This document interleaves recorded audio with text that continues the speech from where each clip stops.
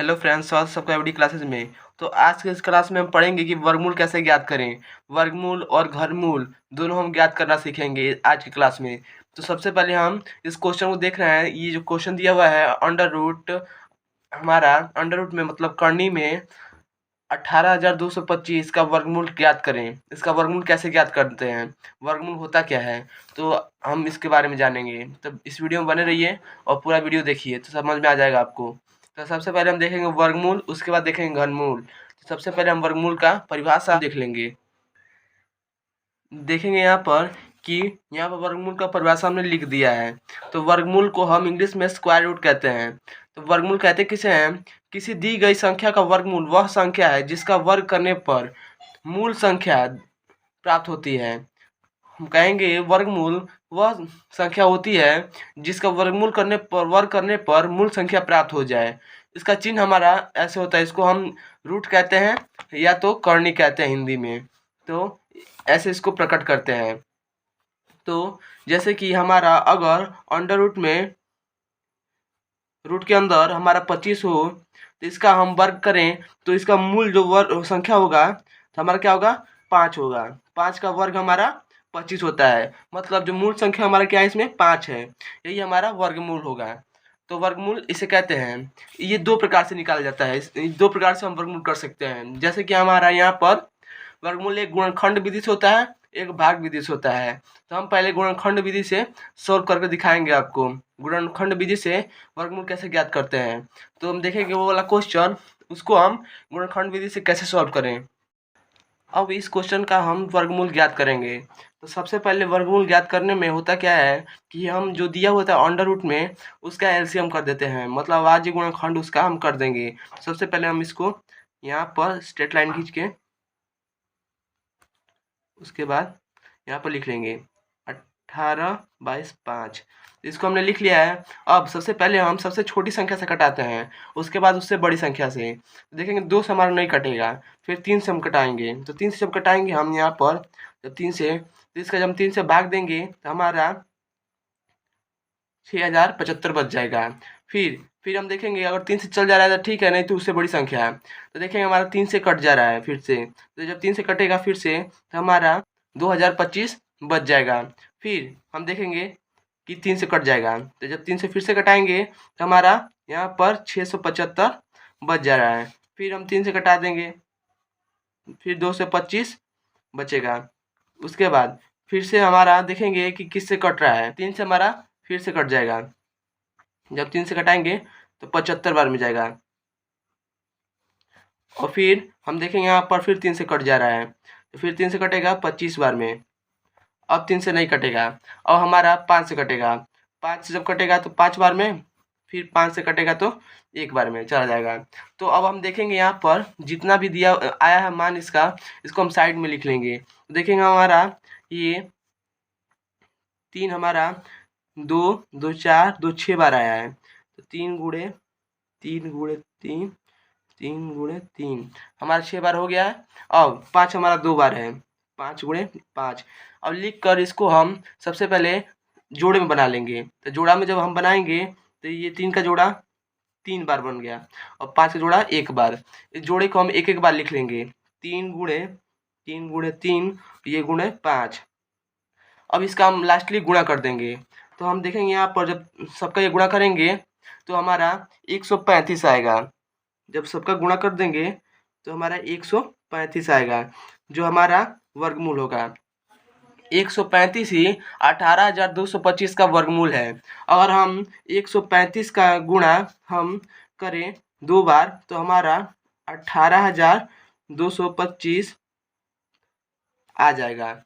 18,225 आ जाएगा, मतलब 135 का वर्ग बराबर 18,225 होगा। तो ऐसे हम वर्गमूल गुणनखंड विधि द्वारा निकालते हैं। अब हम भाग विधि द्वारा देखेंगे कैसे निकाला जाता है।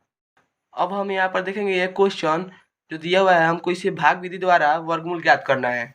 तो भाग विधि द्वारा हम वर्गमूल कैसे ज्ञात करते हैं, तो यहाँ पर जो अंडर रूट का अंदर मान दिया होता है उसका भाग विधि से वर्गमूल ज्ञात करने के लिए सबसे पहले हम कि यहाँ पर एक सीधी लाइन खींच लेंगे।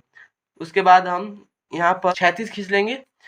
ठीक, उसके बाद जो अंदर मान दिया होता है उसको हम यहाँ पर रख देते हैं, रख देंगे। अब मान रखने के बाद हम इसका जोड़ा बना लेते हैं, दाएं ओर से इसका जोड़ा बना लेंगे। 2 जोड़ा बन गया और 4 हमारा बच गया इधर। तो अब सबसे पहले इसमें अब करेंगे क्या कि इधर लेफ्ट साइड में ऐसी संख्या लेंगे जिसका गुणा उसी संख्या में करने पर इधर ये 4 जो बचा है इसमें गुणा करने पर इससे कम आए या इसके बराबर आए। अगर हम देख रहे हैं कि 2 लेंगे तो इसके बराबर आ जाएगा, मतलब हम यहाँ पर 2 लें, 2 का गुणा 2 में करें तो हमारा कितना आएगा, 4 आ जाएगा। और इसमें घटा देते हैं, फिर जब घटाएंगे हमारा 0 बच जाएगा। अब जो इधर संख्या लेते हैं उसको जोड़ देते हैं, जब जोड़ेंगे इसको हमारा 4 हो जाएगा। और ऊपर से हम जोड़ा उतारेंगे, कभी भी जोड़ा उतरता है हमारा, तो ऊपर जब जोड़ा उतरेगा तो हमारा 70 होगा, 70 उतर गया। और फिर हम इधर ऐसी संख्या लेंगे कि सब संख्या में गुणा करने पर 70 आए या 70 से कम आए। अगर हम यहाँ पर 1 ले रहे हैं तो 1 का गुणा 41 में करेंगे तो 70 से कम आएगा, और 2 ले रहे हैं तो 2 का गुणा अगर 42 में करें तो हमारा 70 से अधिक आएगा। मतलब कि अगर हम 1 लेंगे तो 1 का गुणा ही इसमें करना होगा, 41 में पूरे में गुणा करेंगे, जितना संख्या लेंगे यहाँ पर उसी का गुणा इसमें पूरा करेंगे। ये दोनों संख्या बराबर होती हैं, सेम सेम लेना होता है। उसके बाद हम इसका गुणा करेंगे तो हमारा 41 आएगा। अब 41 आ गया तो इसको इसमें से घटा देंगे, जब इसको घटाएंगे तो हमारा बचेगा कितना, 70 में से 41 गया, 29 बचेगा, 29 बच गया। और यहाँ पर हम जो लिए थे 2 का 2 में, तो हम यहाँ पर पहले लिख लेंगे। और इसमें हम क्या लिए हैं, 1 लिए हैं, तो 1 यहाँ पर लिख लेंगे। अब 41 और 1 को जोड़ देंगे, जब 41 और 1 को जोड़ेंगे हम तो यहाँ हमारा 42 हो जाएगा, 42 आ गया। और ऊपर से हमारा ये 79 यहाँ पर उतार देंगे, जोड़ा कभी उतरता है उतार दिए। और फिर से हम इधर साइड में ऐसी संख्या लेंगे जिसका गुणा सब में करने पर इससे कम आए या इसके बराबर आए। अगर हम यहाँ पर 7 ले रहे हैं, 7 ले रहे हैं तो देखेंगे हम 427 का 7 में ही गुणा करेंगे तो हमारा 2989 या 2979 आ जाएगा, जो कि इसके बराबर होगा। अब गुणा करके देख लीजिएगा, इसके बराबर होगा। अगर हम अधिक लेते हैं तो अधिक हो जाता है, कम लेते तो कम होता है। जब बराबर हो जा रहा है तो हम बराबर वाला हिस्सा लेंगे, तब इसको बराबर वाला हिस्सा लेंगे तो हमारा 2979 आएगा, ये हमारा कट कर 0 हो जाएगा। और हम 7 बार में लिए थे तो यहाँ पर 7 लिख देंगे। अब हमारा जो खत्म हो गया, जब तक ये प्रोसेस करते हैं तब तक कि खत्म ना हो जाए, तो ये प्रोसेस करेंगे। अब हमारा लास्टली आंसर क्या है, हमारा यहाँ पर भागफल 217। तो हम यहाँ पर देखेंगे कि हमारा जो ये 217 है, ये हमारा वर्ग किसका है, 47,089 का। मतलब कि हमारा वर्गमूल क्या होगा, 217 का होगा। जो इसका मूल है हमारा 217 है, 217 बराबर अंडर रूट 47,089। यही हमारा जो 217 है, यही हमारा आंसर होगा। आंसर हमारा क्या होगा, 217। तो भाग विधि द्वारा हम ऐसे ही सॉल्व करते हैं। अब हम देख लेंगे कि घनमूल किसे कहते हैं, और घनमूल का एक क्वेश्चन। अब देखेंगे यहाँ पर कि घनमूल की इंग्लिश में क्यूब रूट कहते हैं। तो किसी दी गई संख्या का घनमूल ज्ञात करने के लिए अभाज्य गुणनखंड विधि का प्रयोग करते हैं। मतलब घनमूल का जो ज्ञात करना होता है उसको ज्ञात करने के लिए एक विधि होता है जो अभाज्य गुणनखंड विधि द्वारा होता है। सर्वप्रथम दी गई संख्या के अभाज्य गुणनखंड ज्ञात करते हैं और गुणनखंड के 3-3 समूह बनाते हैं। तो घनमूल कैसे ज्ञात करते हैं, इस पर एक क्वेश्चन देखने से पहले तब समझ में आएगा आपको। सबसे पहले अगर हमारा क्वेश्चन यहाँ पर दिया होगा, हमारा क्वेश्चन है जो हमारा जो घनमूल होता है यहाँ पर 3 लिखा होता है, वर्गमूल में हमारा 2 लिखा होता है। इसका हमको घनमूल बनाना है, तो इसको सॉल्व कैसे करेंगे, बहुत ही आसान तरीके से, आपको बहुत ही आसान तरीके से समझ में आएगा। सबसे पहले हम करेंगे क्या इसको कि यहाँ पर अंडर रूट, अगर ऐसे दशमलव में दिया हो तो सबसे पहले हम भाग दे देंगे। इसका भाग कैसे देंगे, यहाँ पर देखेंगे दशमलव के बाद 3 जीरो हमारा, और यहाँ पर 3 अंक, मतलब 6 अंक हो गया हमारा। तो जितना अंक होता है उतने से हम भाग दे देंगे। जैसे कि हमारा यहाँ पर 216 होगा, नीचे जितना अंक था उतना 0 लगा देंगे, 1 2 3 4 5 6, यहाँ पर 6 जीरो लगाकर भाग दे देंगे। तो हमारा जो ये अंक था दशमलव, ये हमारा हट जाएगा। हमारा जो दशमलव था ये हट जाएगा। उसके बाद हम क्या करेंगे, अब हम करें क्या कि इसको 3 पार्ट में 3 समूह में डिवाइड कर देंगे। अगर हम 6 गुणे 6 करें, 6 छके 36 छके 216 होता है।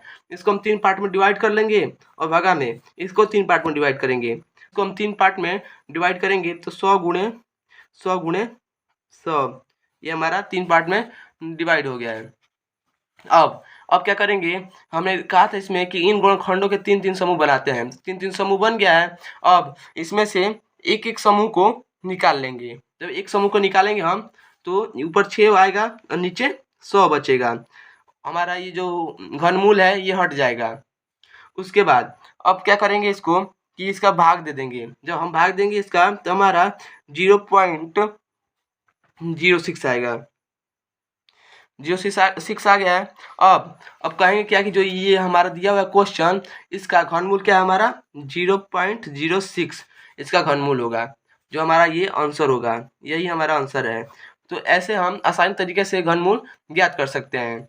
तो उम्मीद है आपको घनमूल का वीडियो और वर्गमूल बनाना दोनों समझ में आ गया होगा।